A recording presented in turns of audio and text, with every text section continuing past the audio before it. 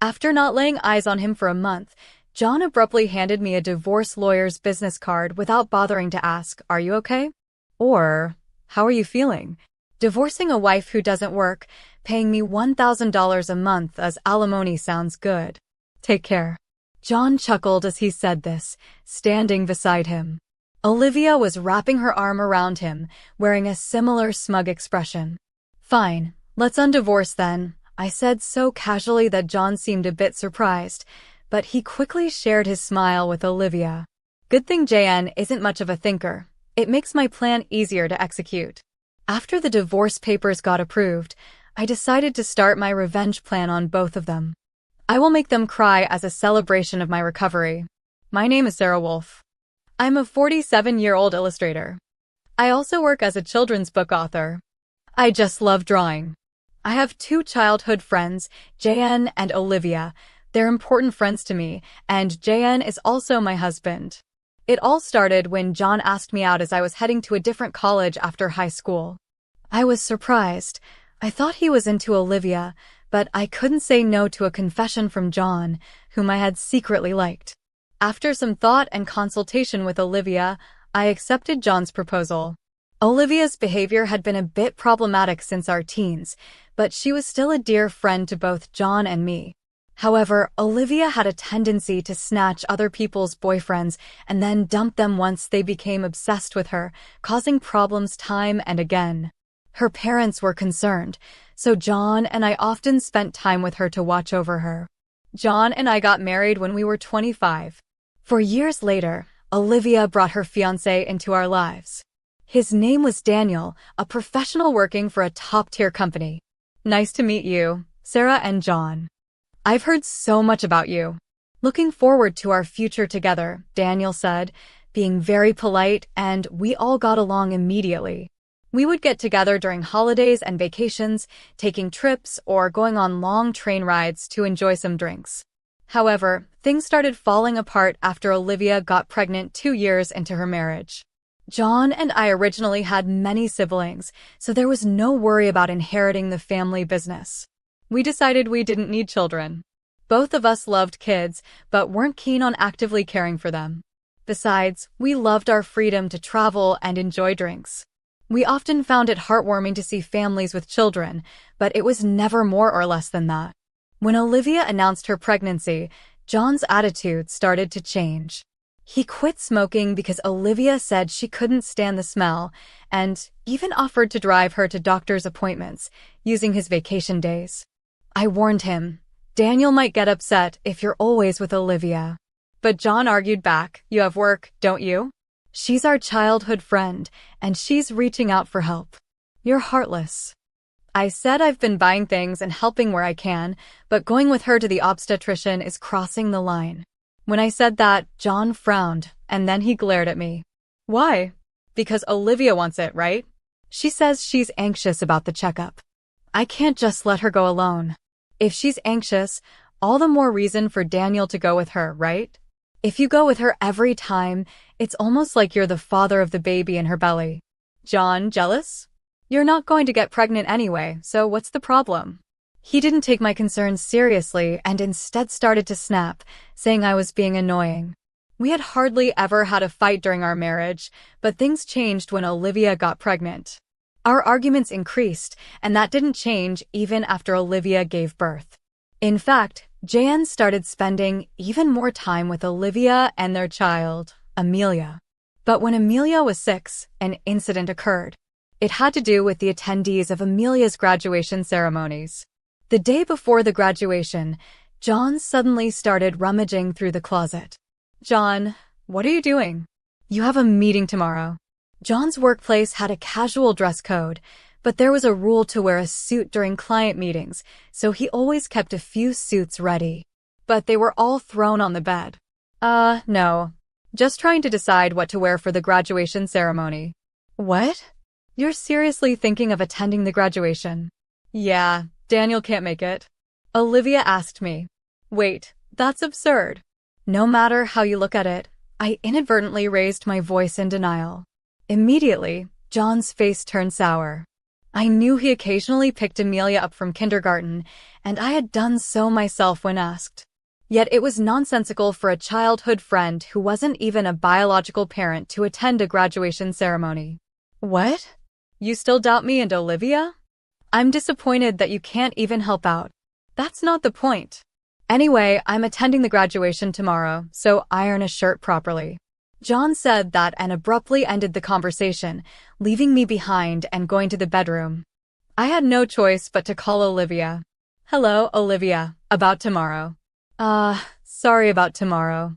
I'm borrowing John, but won't Daniel be upset about the graduation attendance? Sarah, what are you talking about? Obviously, I haven't told Daniel that the graduation is tomorrow. I'll tell him after the ceremony. I was shocked to learn that Daniel didn't know about the graduation schedule. Upon further questioning, it seemed that Olivia hadn't informed Daniel about any of the kindergarten events so far, and John had been acting as the father at the kindergarten, which made me dizzy with its selfishness. Wait a minute, Olivia. Isn't that extremely unreasonable? It's disrespectful to Daniel, and just because he's a childhood friend, I couldn't finish my sentence. What's wrong, Sarah? You're scary. Well, see you tomorrow. Wait, Olivia. I was trembling with anger at Olivia, who unilaterally hung up the phone. Still, in the end, I ironed a shirt, prepared a tie, and the next morning saw John off to Amelia's graduation ceremony. Since then, Olivia and John started going out more frequently, from once a month to once a week, and then to 3 times a week. Eventually, even Daniel seemed to have some suspicions. One day, while John and Olivia were out, he visited our house alone. I'm sorry for visiting you late at night. There's something that's been bothering me. Is it about the 2 of them? Yes. I would like you to take a look at this. Daniel showed me the GPS history he had installed in Olivia's car. It showed that she had been staying at a hotel 3 times a week. All of those days, she was out with JN. Just by looking at Daniel's face, I understood what that meant. What do you want to do, Daniel? I want to take revenge on those 2. Me too. I can't forgive them for betraying us after all this time. We started planning our revenge on them secretly. First, I started by increasing my income because I had been saving by doing housework and taking care of Emma.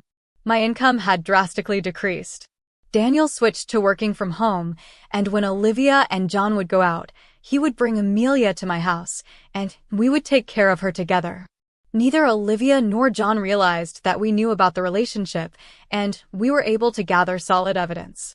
Once we had collected enough evidence and were ready to take our revenge, we discovered a shocking truth about Amelia. Daniel and I struggled with the decision, but we both agreed that we didn't want to hurt young Amelia. So we decided to wait until she was an adult to take our revenge. However, even though we decided to endure for 10 years, I was struck with a serious illness. I needed long-term hospitalization, and, even at best, I wouldn't be discharged for at least 2 years. Although I could work from the hospital room, it was certain that I would have to reduce my workload. After informing Daniel about the situation, I consulted John. However, John's reaction was no different from when we were making small talk. I'll visit you once in a while. I felt that JN no longer had any affection for me, as he didn't even ask about my condition or the name of the disease. In reality, JN only visited once a month or once every 2 months. After Amelia's 15th birthday, she started acting strangely. Although she used to visit me almost every day right after I was hospitalized, she became distant after her 15th birthday. However, neither Daniel nor I could figure out why, and we were puzzled. Even when we asked Amelia, she just said, "Don't worry about it." However, we ended up learning the reason from JN, who rarely showed up. Hey, it's been a while. Yeah, it has. JN, who had completely transformed into a flashy appearance, walked in without even knocking after not seeing him for a month. John thrust a divorce lawyer's business card at me without even asking, "Are you okay?" or "How are you feeling?" Divorcing a wife who doesn't work, pay me $1,000 a month as alimony. That's the deal. So take care, John said, grinning from ear to ear. Beside him, Olivia wrapped her arms around John with a similar expression on her face. Fine, let's divorce then, I casually agreed, which seemed to surprise John for a moment. But he quickly exchanged smiles with Olivia. It was good that Jan wasn't the type to think too deeply. That's why my plan worked so well. After receiving a notification that the divorce was finalized from John, I decided to start my revenge plan against the two of them. I will make them cry as a celebration of my recovery. I promptly started to take action. First, I contacted Daniel to transfer hospitals. Then, I informed my lawyer that they would be mediating between the two parties from now on. Daniel also began to act at the same time. He moved near my new hospital with Amelia, and he started to visit me frequently. Amelia still had a gloomy expression, but I was happy that she came to see me every day. Most of my belongings were already in the hospital room, so I told John to dispose of the rest. I didn't want to bring anything that the two of them might have touched into my new life. Once the hospital transfer and Daniel and Amelia's move settled down, I received a call from John. I had only left my seat for a few minutes, but my smartphone already showed 30 missed calls. I answered the phone feeling exasperated. What? Hey, what the hell is going on? I could hear the voice of a troubled real estate agent behind John's panicked voice. I also heard Olivia yelling, which made me feel sick. What do you mean? What's going on? It's obviously about the house. Why do we have to move out? John shouted at me as if it wasn't his fault at all. I replied to him coolly. Obviously, because that's my house. Huh? John seemed to have completely forgotten. But the truth was the house we lived in was a room I rented as a workspace. When I started to make a living as a freelancer at that time, I didn't have enough income to maintain two houses, and John didn't have enough income to live alone. So he ended up moving into my place. Therefore, John had never paid the rent or utility bills for that room. Although I received some money from him for living expenses, it wasn't enough to maintain the place. Unfortunately, that room was already canceled. It was far from the hospital I transferred to, so I had processed the cancellation the day after submitting the divorce papers. I didn't inform him because the real estate agent who knew the situation said they would contact him. Daniel and Amelia suddenly disappeared, and our house was sold. What are we going to do about our new house? I don't know. Maybe stay in a business hotel for now. As I turned on the speaker and started working, Jan yelled in frustration, "Don't screw with me." However, he seemed to remember something and started speaking in a more soothing tone. Well, whatever. When will you transfer the money? We're running low on cash. What are you talking about? Huh, don't mess around. I told you to pay $11,000, didn't I? Oh, I don't recall agreeing to that. My nonchalant response was met with incoherent screaming from John on the other end of the phone. Apparently, he thought he could get money from me and had been squandering it.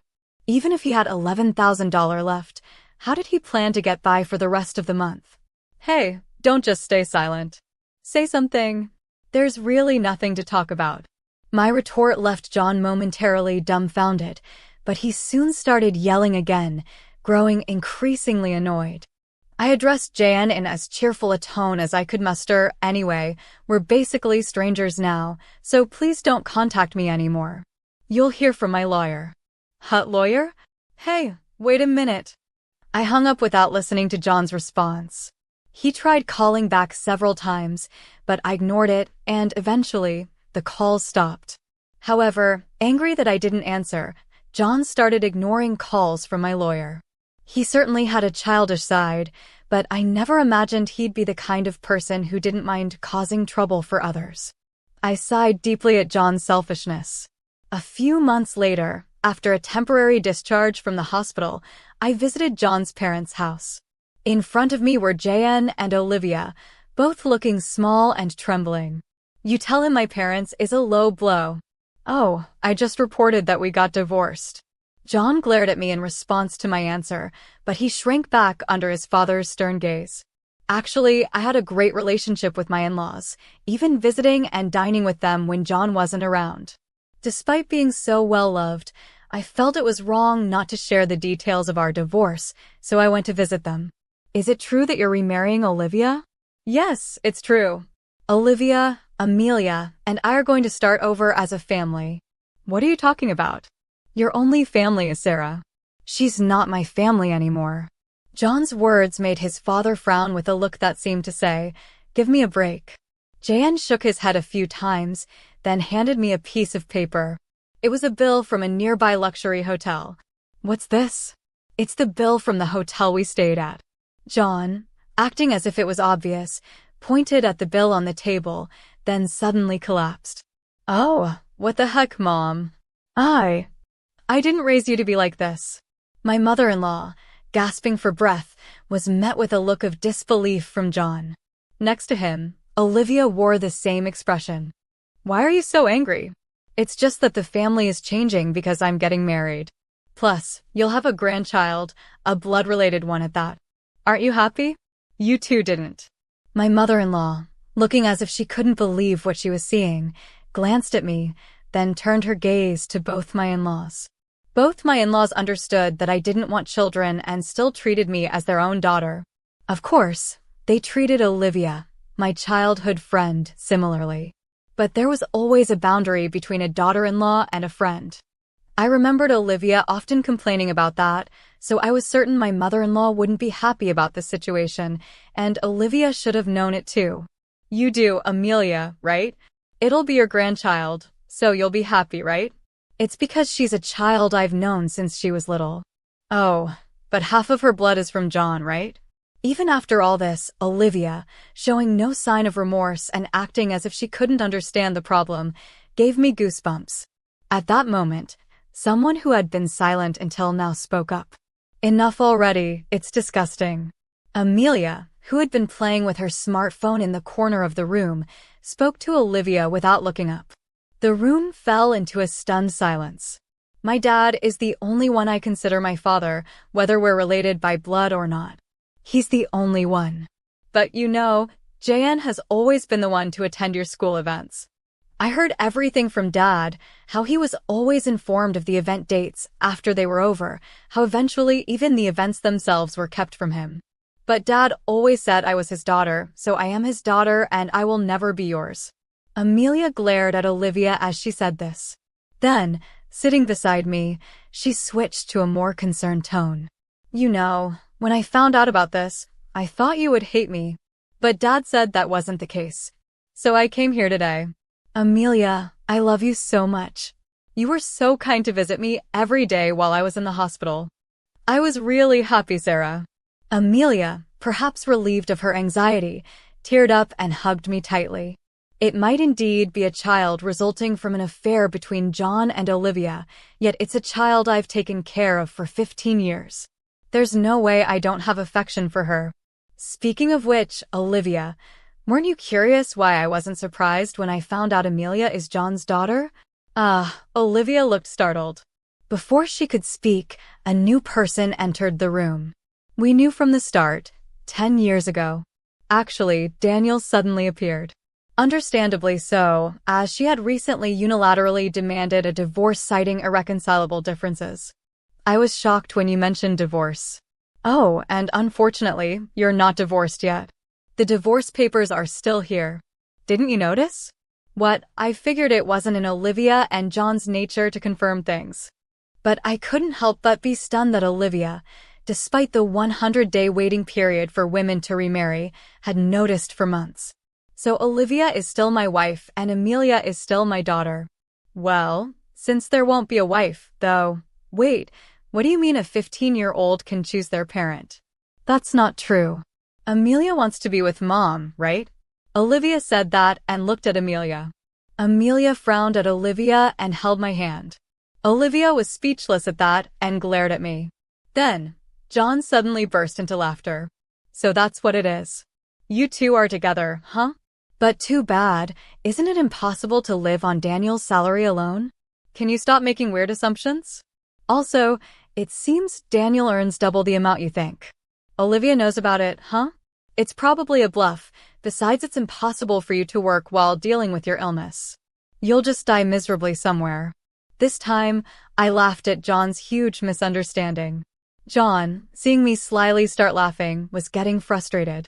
"You didn't know about my income, did you, huh? It's probably just a bit more than a part-time job." "No, it's different."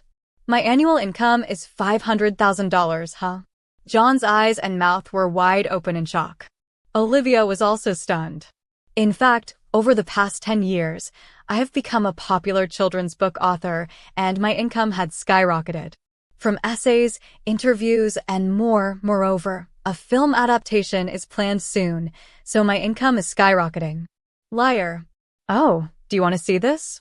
I said that and showed Olivia my bank account screen.